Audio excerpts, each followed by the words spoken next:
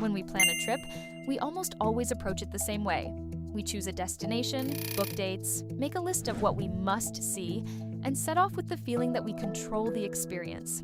This works for many places around the world, but there are also those where that feeling is a pure illusion. Destinations that are not built to be convenient, are not created for tourists, and do not change according to our expectations. They are built around their history. You don't go to look around. You go to adapt to the time, to the space, to the way the place functions. History is not something you add to your itinerary, but the framework within which you can move at all. And if you don't understand that in time, you will see these places, you will photograph them, but you won't truly feel them. In some destinations, this is felt even before you arrive, while you are still planning, while you are looking at the map and thinking about how you will move. Places where history is not a backdrop, but something that decides instead of you. And it is exactly from such a place that this journey begins. Normandy plus Mont Saint-Michel. Normandy is a place where you very quickly realize that not everything depends on you. This is not a destination where you simply arrive, park, and start exploring. Even before you reach Mont Saint-Michel, you must adapt to something you cannot control: the weather and the tides. Sometimes the island is connected to the mainland, sometimes it is completely cut off. Not because someone has closed it, but because this is how it has functioned for centuries. Mont Saint-Michel was not built to be convenient. It was constructed as both a fortress and a monastery, a place meant to withstand water, attacks, and time.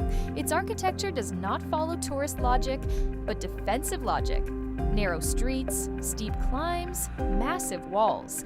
Everything there makes you move slowly and carefully, even if you don't want to. And this is not accidental. For centuries, access to this place has been a matter of timing, not desire. If the tide comes in, you wait. If the weather turns, your plan changes. Today, we perceive it as an impressive sight, but originally, it was created as a place that controls access to itself. That is why the experience in Normandy is different. Not because it is more beautiful, but because it places you in the position of a guest, not a client. History here is not something you listen to. It is something you comply with. And that is exactly why the feeling stays much longer than the visit itself. Practical. 2 to 3 days are enough for Mont Saint-Michel, the coast, and the memorials. The most suitable time is May to June or September due to lower tidal risks and fewer people. Interesting fact, the tides here are among the strongest in Europe and can reach over 14 meters in difference. There are also other places where history does not control when you can arrive, but how you behave while you are there. Places where silence is not an atmosphere, but a rule. Meteora plus northern Greece. We all know Greece as a place of strong light, open sea, and movement. Beaches, islands, ferries, full taverns, and the feeling that life flows quickly and outward. This is the Greece that pulls you forward, toward the next bay, the next town, the next day. Meteora, however, does not fit into this rhythm. From the moment you arrive, you feel that you are not here to fill time or chase experiences. You arrive at a place that does not speed you up, but forcibly slows you down. The monasteries are built on rocks that seem almost inaccessible, and this is not a sought-after view, but the result of the need for withdrawal and protection. Historically, these places were chosen to keep the world at a distance. Access was intentionally difficult, movement was limited, and silence was part of the very idea. And today, this continues to work. Not because someone imposes it, but because the space demands it. The road upward slows you down, the scale makes you feel smaller, and the absence of noise changes the way you move and think. Here, history does not impress you with stories, but with rhythm. It makes you stop, even if you did not plan to. Meteora is not an alternative to the familiar Greece. It is a reminder that the country is not built only around pleasure, but also around the need for distance, silence, and control over the environment.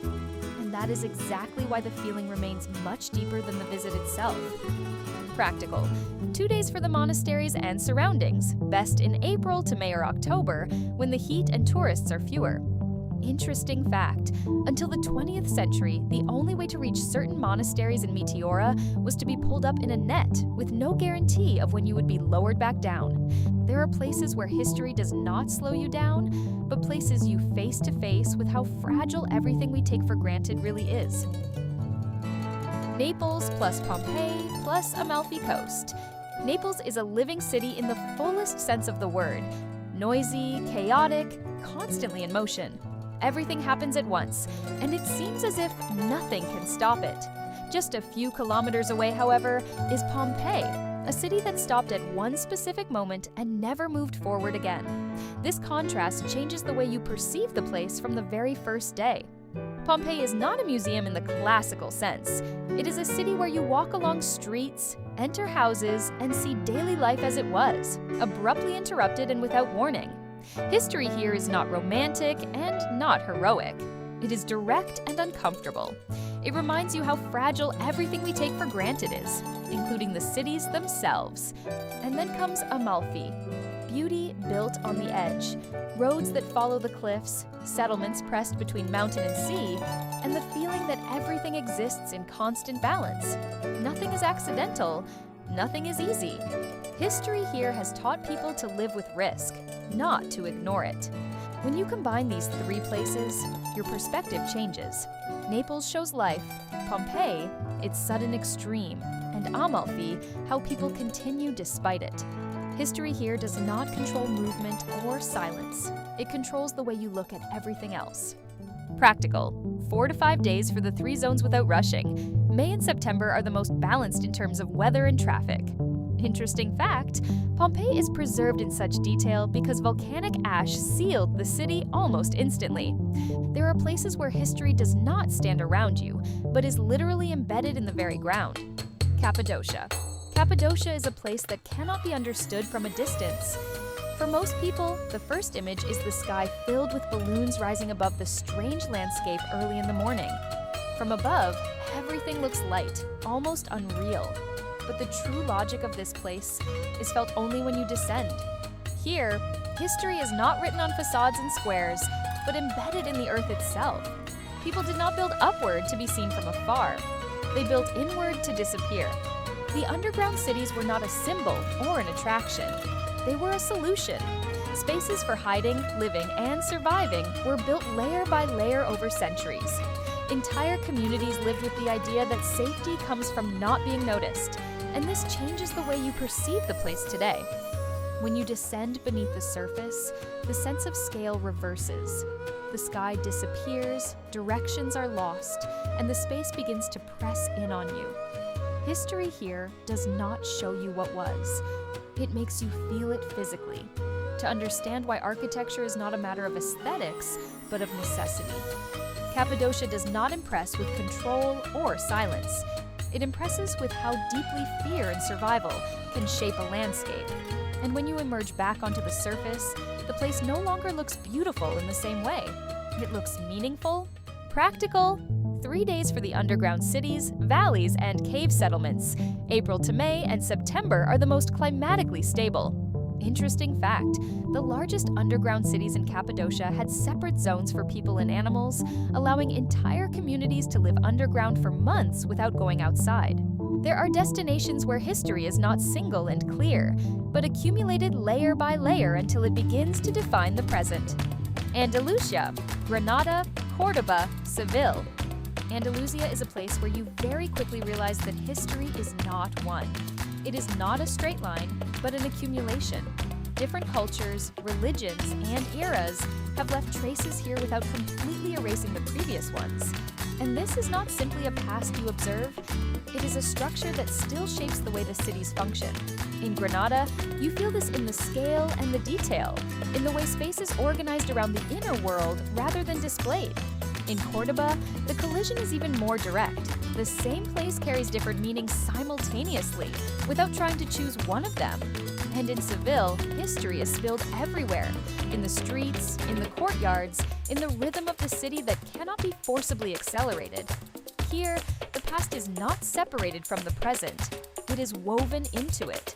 The architecture, the movement, and even the sense of time are the result of this layering.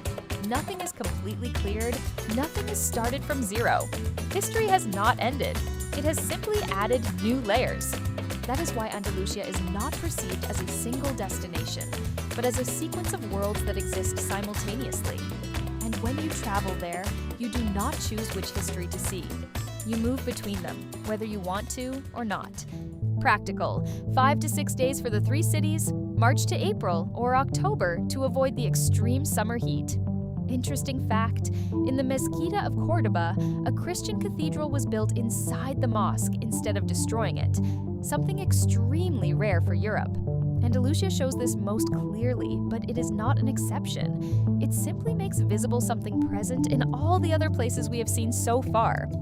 History not as a story, but as a structure that still determines how these destinations function today. When you look at all these places together, it becomes clear that they have almost nothing in common at first glance.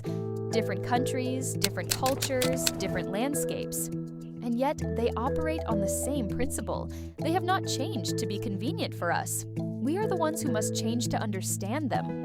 In these destinations, history is not a backdrop or an attraction. It is the reason the cities look this way, move this way, and feel this way. It decides when you can arrive, how fast you can move, and what remains within you after you leave. And that is exactly why these places cannot be exhausted with a single visit or a few photographs. The difference between a trip that simply passes and a trip that stays is often not in the distance or the price. It is in whether you understand the logic of the place before expecting it to adapt to you. Some destinations are built around tourism, others are built around their history. And when you encounter the latter, the right question is not what you can take from them, but how to enter their rhythm. If you want to travel this way, with more clarity and fewer illusions, this is TravelWise. Here, we talk about the real side of travel and the decisions that make the difference, even before you set off.